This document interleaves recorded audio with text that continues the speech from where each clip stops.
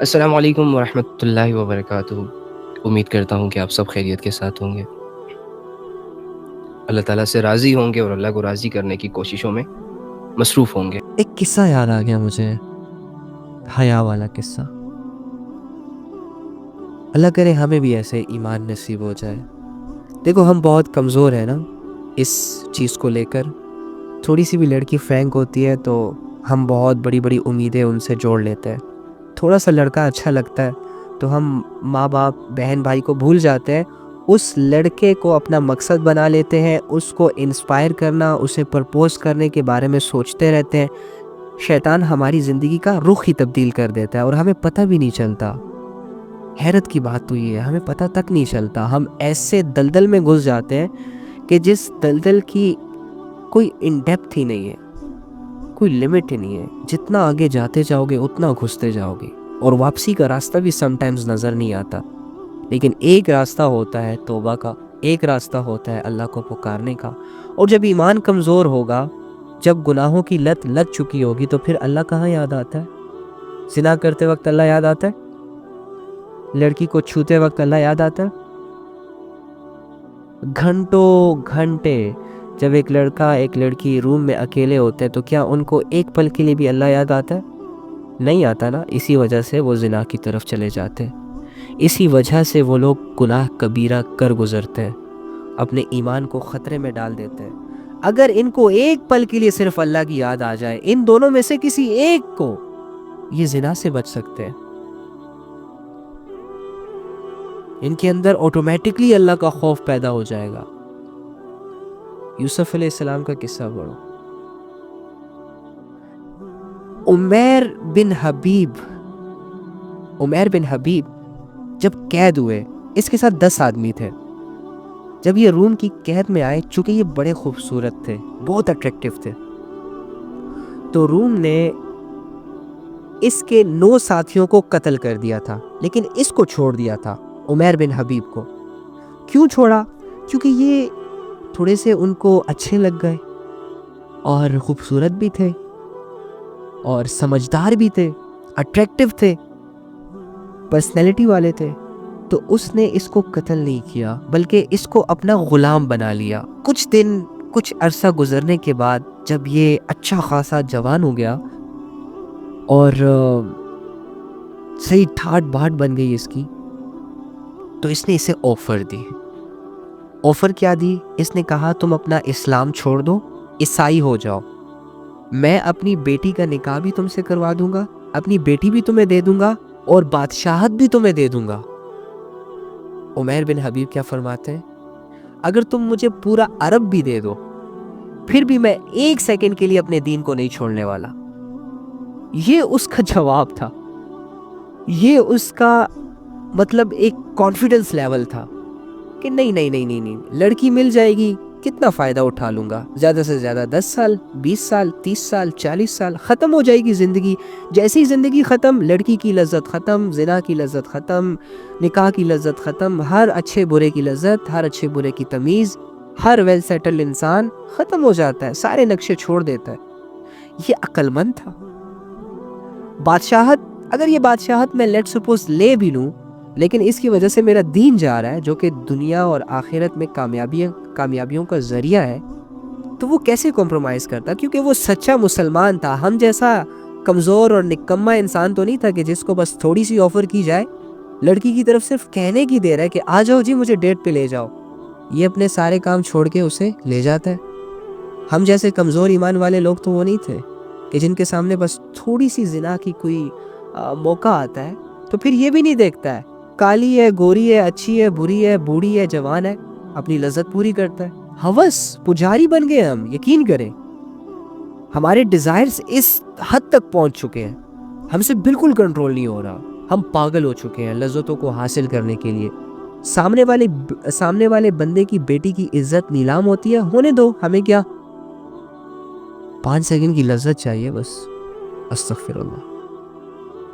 اور انہیں اس وقت ایسا لگتا ہے کہ اگر یہ کام میں کر لوں گا تو میں بڑا سکون میں ہو جاؤں گا، میری تو واہ واہ ہو جائے گی، حالانکہ یہ اپنی زندگی خود برباد کر دیتا ہے۔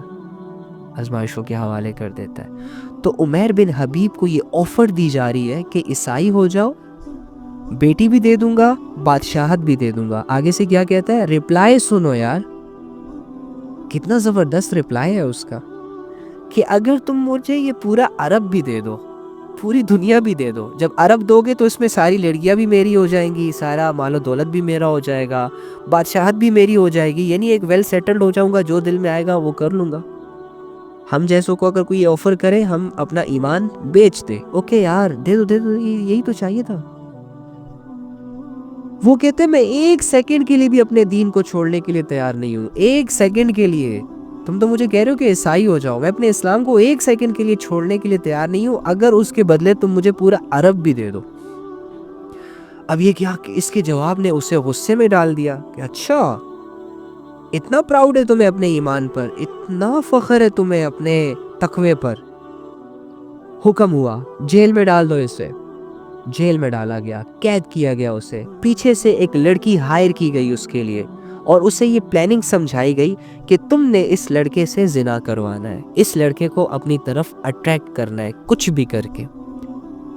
آفر دی گئی، ایک ڈیوٹی دی گئی. یہ لڑکی جاتی ہے اس کے پاس قید خانے میں،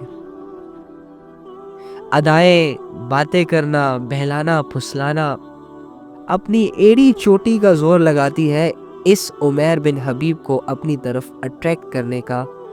لیکن عمیر ہے کہ 3 دن گزر گئے، نہ کھا رہے نہ پی رہے، ایک دفعہ بھی نظر نہیں اٹھائی اس کی طرف، ایک دفعہ بھی نظر نہیں اٹھائی اس کی طرف. لڑکی تنگ ہو گئی، لڑکی سوچنے لگی تم کس چیز کے بنے ہو، موقع ہے تمہارے پاس، تم کچھ بھی کر سکتے ہو، میری مرضی شامل ہے، تمہیں کون روک رہا ہے، تمہیں کس کا ڈر ہے؟ ہائے ہائے ہائے ہائے، کون روک رہا ہے تمہیں؟ یہ لڑکی پوچھ رہی ہے عمیر بن حبیب سے، جو نہ 3 دن سے کچھ کھا رہا ہے اس لڑکی کی وجہ سے، نہ پی رہے، اور آزمائش میں ڈلنے کے ڈر سے اپنی نظروں تک کو نہیں اٹھا رہا. اور اس طرح کرتے کرتے 3 دن گزر گئے، اور پھر لڑکی پوچھتی ہے کہ تمہیں کون روک رہا ہے ان سب چیزوں سے، تمہاری فیلنگز اتنی اسٹرانگ کیسے ہو سکتی ہے، تمہیں کس چیز کا ڈر ہے؟ تو کیا فرمایا کہ مجھے میرے رب سے حیا آتی ہے، مجھے میرے رب سے شرم آتی ہے جو مجھے دیکھ رہا ہے. اے لڑکی اگر تو 30 دن بھی میرے ساتھ اسی طرح بیٹھی رہے تب بھی میں یہ کام نہیں کر سکتا، میری جوانی میری امانت ہے، میں اس کو داغدار نہیں ہونے دوں گا. یار یہ باتیں صرف قصے کہانیاں نہیں ہیں، یقین کریں یہ جب کسی انسان پر گزرتی ہے نا وہی سمجھ سکتا ہے کہ کتنی بڑی آزمائش تھی، کتنی بڑی آزمائش ہو سکتی ہے. ہم کیا کر رہے ہیں؟ ہم اتنے بھوکے کیوں ہیں؟ ہم اللہ سے اتنا دور کیوں ہیں؟ ہم سے ان چیزوں کی حفاظت کیوں نہیں ہو رہی کہ جن چیزوں کے بارے میں اللہ نے فرمایا ہے کہ اگر عورت ہو تو غیر مردوں پر اس کو ظاہر مت کرو. ہم کیوں نہیں چھپا پا رہے ہیں ایسی چیزوں کو، اپنی زینت کو؟ اگر مرد ہو تو نہ دیکھو عورت کو، جھکا لو نظریں. یہ نہ ہو تمہارے دل میں شہوت پیدا ہو جائے اور تم کسی گناہ کی طرف لپک جاؤ، اور وہ گناہ تمہارے دل میں تمہارے ایمان کو کمزور کر دے، اور تمہاری ایمان کی کمزوری تمہاری کمزوری کہلائے گی. تم عبادتوں سے غافل ہو جاؤ گے، اور جب تم عبادتوں سے غافل ہو جاؤ گے تو شیطان تمہیں گمراہ کر دے گا، اور شیطان کی گمراہی تمہیں جہنم میں لے جائے گی. اللہ تمہیں جہنم میں نہیں ڈالنا چاہتے، اسی لیے تمہیں کہا کہ ایسی سورسز، ایسے ذریعے، ایسے طریقوں سے بھی دور رہو جو تمہیں بڑے گناہوں کی طرف لے جاتے ہیں. یقین کرنے کی دیر ہے صرف. جس دن تم اللہ کی باتوں پر 100% یقین کر لو گے اور تم اپنی زندگی میں امپلیمنٹ کر لو گے، یقین کرو اس دن تمہاری زندگی اتنی سیٹسفائیڈ ہو جائے گی، اتنی ریلیکس ہو جائے گی، اتنی بے خوف ہو جائے گی، اتنی مطمئن ہو جائے گی کہ تمہیں نہ دنیا کی کوئی پرواہ ہوگی اور نہ آخرت کی کوئی پرواہ ہوگی. تم آخرت کے اعتبار سے بھی دنیا ہی میں سیٹسفائیڈ ہو جاؤ گے کہ میرا رب میرے سے زیادتی نہیں کرے گا، میرا رب مجھ پر ظلم نہیں کرے گا، میرا رب میری برداشت کا مجھے صبر دے گا، میرا رب میرے تقوی اور پرہیزگاری کی قدر کرے گا۔ خدا کی قسم یہ یقین تم دل میں لے کر مرو گے۔ شرط صرف اتنی ہے کہ تھوڑا سا محنت کر لو، تھوڑا سا خود کو قابو کر لو، چند زوردار قدم اپنے نفس پر رکھ لو، اللہ کی خاطر گناہوں سے پیچھے ہو جاؤ، بے حیائی سے پیچھے ہو جاؤ، اپنی شرمگاہوں کی حفاظت کرو۔ اگر لڑکی ہو تو اپنی زینتوں کو چھپاؤ، اپنے آپ کو سیکیور کرو۔ اگر لڑکے ہو اپنی نظروں کو پاک کرو، اپنے کانوں کو پاک کرو، اپنے نفس کو پاک کرو۔ خدا کی قسم ویل سیٹلڈ ہو جاؤ گے دونوں جہانوں میں۔ تمہاری کامیابیوں کے لوگ تماشے کریں گے، لوگ تم پہ رشک کریں گے کہ یہ وہ انسان ہے جو 60-70 سال کی زندگی گزار کر آیا، آج اللہ نے اسے اتنا عظیم ریوارڈ دیا۔ مت بھولنا اے نوجوانوں کہ عرش کے نیچے وہ نوجوان بھی ہوگا جسے دنیا میں سیکس کرنے کا موقع ملا، جسے دنیا میں رومانس کرنے کا موقع ملا، اور وہ پیچھے ہو گیا یہ کہہ کر انی اخاف اللہ، میں اللہ سے ڈرتا ہوں، مجھے اللہ دیکھ رہا ہے، مجھے اللہ سے حیا آتی ہے، مجھے اللہ سے شرم آتی ہے، میں اپنی جوانی کو داغدار نہیں بنا سکتا۔ اس جوان کو اللہ رب العزت اپنے عرش کے نیچے رکھیں گے قیامت کے دن، اور ہمارے جوانی کے سٹیجز جا رہے ہیں۔ تو یہ جوانی ہمیں داغدار بنانے کے لیے نہیں دی گئی، یہ جوانی ہمیں اپنی خواہشوں کو پورا کرنے کے لیے نہیں دی گئی، یہ جوانی ہمیں گانوں کے لیے، زنا کرنے کے لیے، لذتیں حاصل کرنے کے لیے نہیں دی گئی۔ اس جوانی کے پیچھے اللہ کا بہت بڑا راز ہے۔ اس جوانی کے صحیح استعمال پر اللہ کی طرف سے بہت بڑے بڑے ریوارڈز کا اعلان ہے۔ ہم سمجھتے نہیں ہیں اس بات کو، ہم اللہ کی باتوں پر یقین نہیں کرتے، ہم سے اللہ کے سہارے اسی لیے زندگی نہیں گزاری جا رہی۔ ابو جھوٹ بول دیتا ہے، اوکے بیٹا ابھی جانے دو، رات کو تمہارے لیے آئی فون لے آؤں گا۔